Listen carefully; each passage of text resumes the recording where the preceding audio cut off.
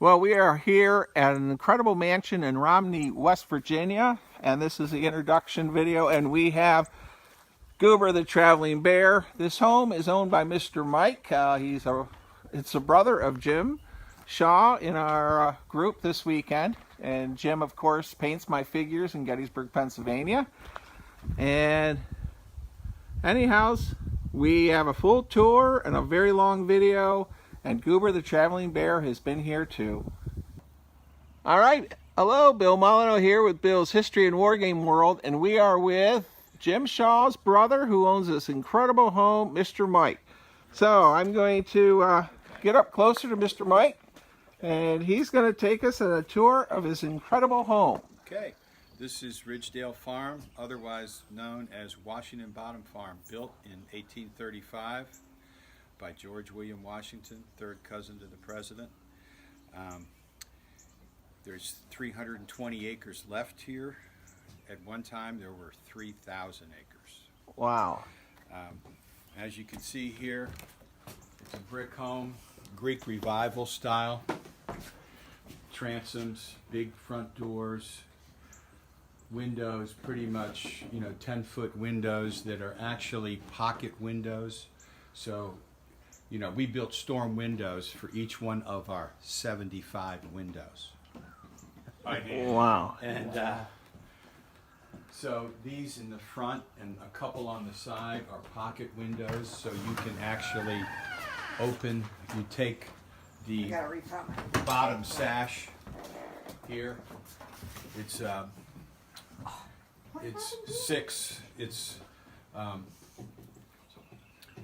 9/6 or 6/9, I mean. And so this bottom sash, which you really can't see now, goes up into the wall and lets you walk through these windows.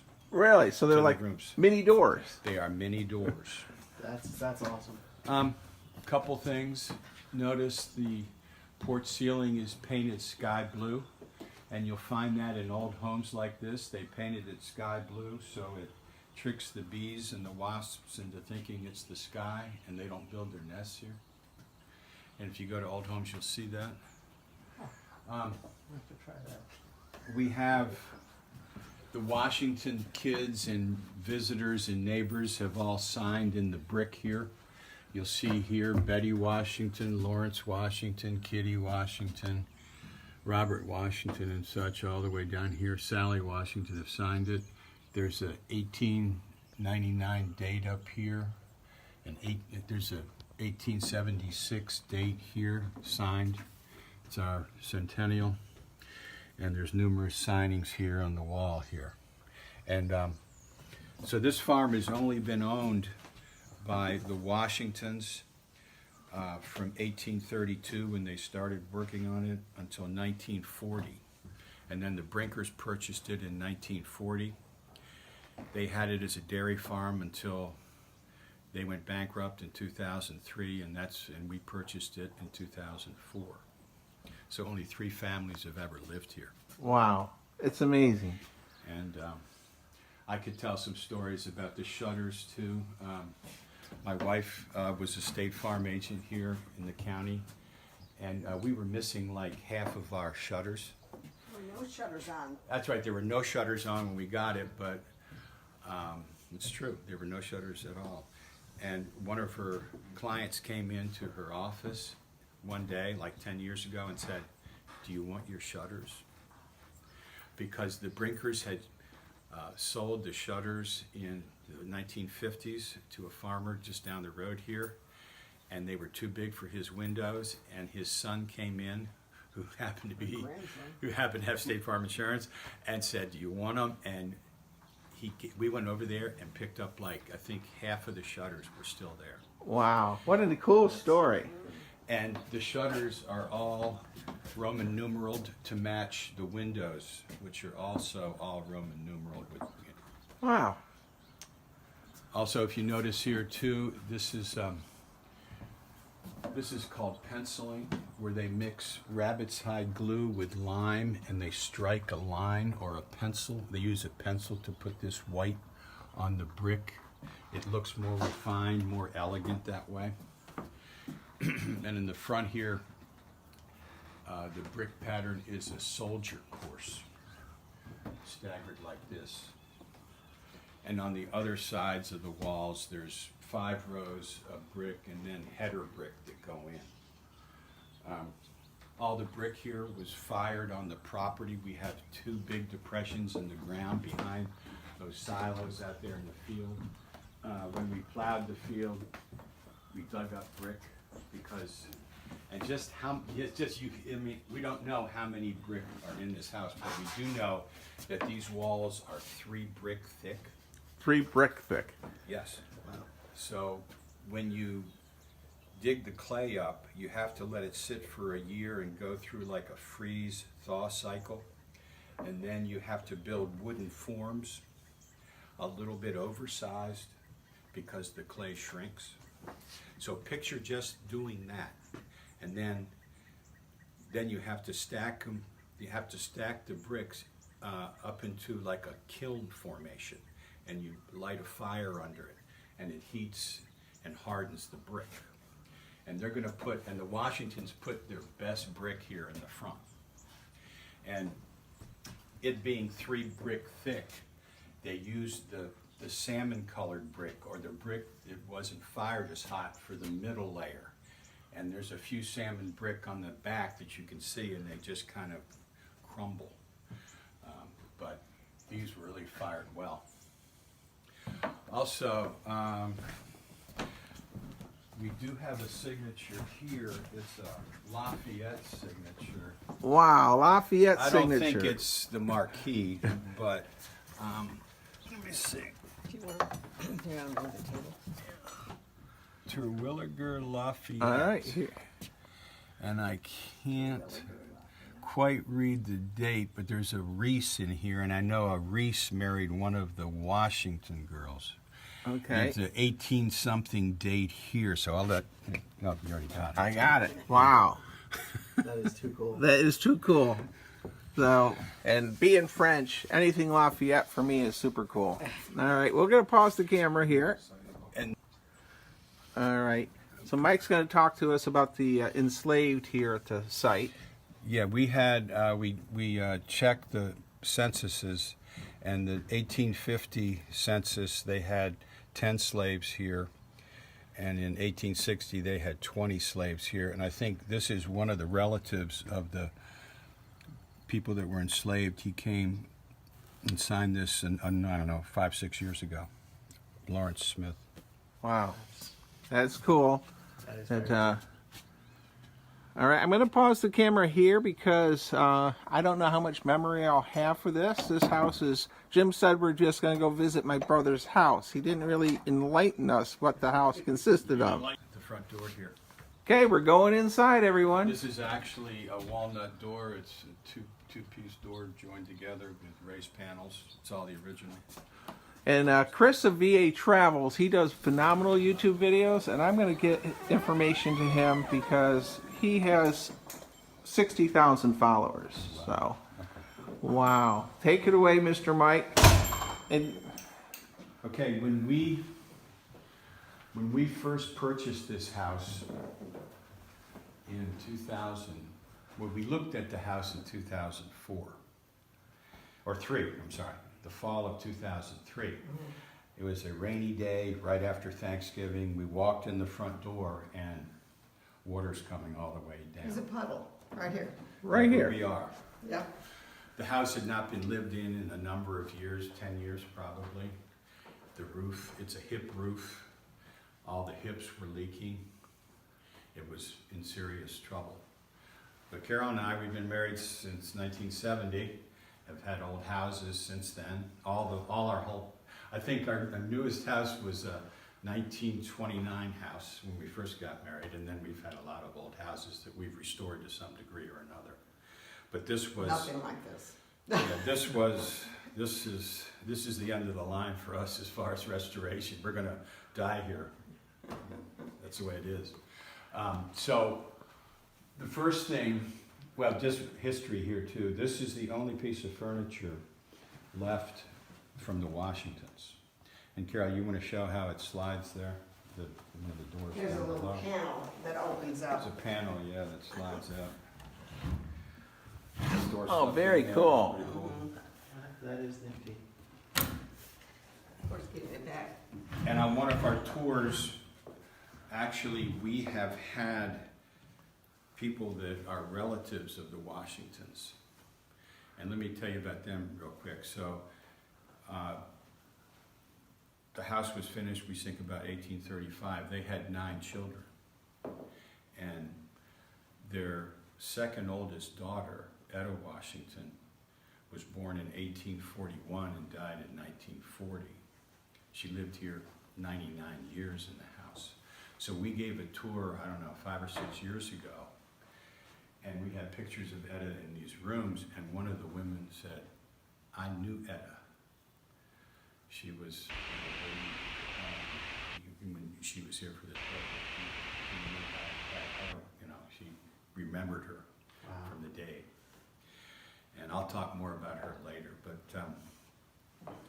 so anyway, so we have here, we have 12-foot ceilings on the first floor, and if you notice also that all the interior walls are brick. The interior walls are brick. Oh, wow. So that means that basically all the rooms from the basement to the 3rd floor are all the same size, except for the height of the ceiling. So, So 12-foot ceilings on the first floor, 11 11 on the second, and 9.5 on the 3rd floor. Wow. and the basement has about 8.5 or so. Which still is, and that's good for a basement, especially at this time. All right. So constructed. Anyway, so let's go here first. Okay. I'll pause the camera. This is the parlor. So we're in the parlor, everyone. Take it away, Mr. Mike. Also, you notice here that we have pocket doors here, so you can have a full room for like a ballroom or dancing and stuff. And the pocket doors all work. So you can Doors throw all the work. kids in there and have peace and quiet in here. Okay. Or in the winter when it gets cold, we close this room off so we don't have to heat every room here. Also, these are the pocket doors here. There's a side porch here that you can only enter through these windows. There's a window here and in the next room. So you just, like I said, you lift it up and the bottom sash goes up into a wood frame built into the brick. We have 13 fireplaces here, and when we first bought the house, they were all blocked off because, as you know, fireplaces really are a heat loss basically when you really think about it. So we opened them all up, closed the flues, parged them from the chimneys on down, and parged up here as far as we could reach, and put some brick back for the hearth. They had some concrete hearth here, so we found old brick and put it there. Very nice. It's just amazing. Here's a picture of Etta Washington taken in the 1920s, holding her relative George. Picture of George here. And what year did she die? 1940. 1940. And I'll tell you a story when we get to the other room. Okay. So, This is like a museum. Jim did not really explain to us how incredible your home is. and here's a jade plant. When we got married in 1970, Carol started this jade plant, and here it is 52 years later. That's impressive. It's traveled a little bit, lost a few It's arms. still going though, right? But it's, We also have a French and Indian fort on our property, Fort Williams, and we did an excavation, a dig in 2019, just before COVID hit. And the fort was built in 1754 by Richard Williams, and we have some artifacts here. We have scissors, belt buckles, we have coins dated back there. All right, I'm going to do some close-ups here. So, do you have any idea if it was a stockade fort or one of the star forts, It or? was more of a stockade fort, Okay. meaning it was manned in times of trouble. But there's stories about Richard Williams and his daughter. They were kidnapped by the natives and carried to the Ohio country.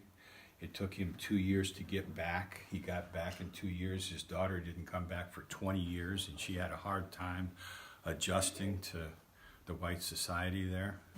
But she did remarry, and they are buried on this property somewhere. Robert Washington, the youngest Washington son, describes in our local newspaper sometime in the 1920s, he found 2 gravestones out in the middle of one of our fields with S.W. Suzanne Williams on it, and another one with P.P. on it, Peter Peters, who was her father. Okay. And he carried them into Indian Mountain Cemetery, and I think one was stolen, but one is still there. So their bodies, their graves are somewhere on our property. We do know where Fort Williams is, or have a pretty good idea. We just need to do some more excavation with our archaeologist. Wow. All right. Well, I'll pause the camera as we go to Found in one of our these chandeliers are incredible. Before we leave this room, I just needed to get a picture of that. And Chris of VA Travels, you need to come visit this incredible home and do one of your incredible videos. All right, Mike's going to take us to another room, and we really appreciate this special tour, Mr. Mike. No problem. All right, we're with Mr. Mike. And what room are we in now, Mr. Mike? We are in the den here. I don't know what they would call it back there, family room possibly, but again, pocket doors here that open up into the parlor. I'll tell a story about this room. So in 1861, June 25th, 1861, the 7th Virginia Cavalry were encamped in our front yard here, commanded by Lieutenant Colonel Turner Ashby. And there's his brother Richard down below.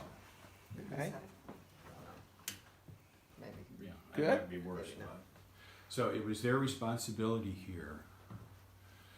You know, the war started, what, April 12th here at Fort Sumter, right? So it was their responsibility here. It was twofold. Number one, to blow up bridges over the Potomac. Why? To stop the flow of supplies and troops from the west to the east for the Union. Also, there were spies in this area. And there was one, to quote, one notorious Union spy somewhere near Fort Ashby, where you all were, right? Yeah. And so on June 25th, Turner tells his brother Richard, take about 5 troopers, go up to Fort Ashby and see if you can find out or root out this nefarious spy. That's the quotes that were used. So he was directed down Dan's Run Road to the Potomac River, where he met the Union troops there were waiting to ambush him right near Kelly's Island. So there was a firefight there. Richard was seriously, mortally wounded.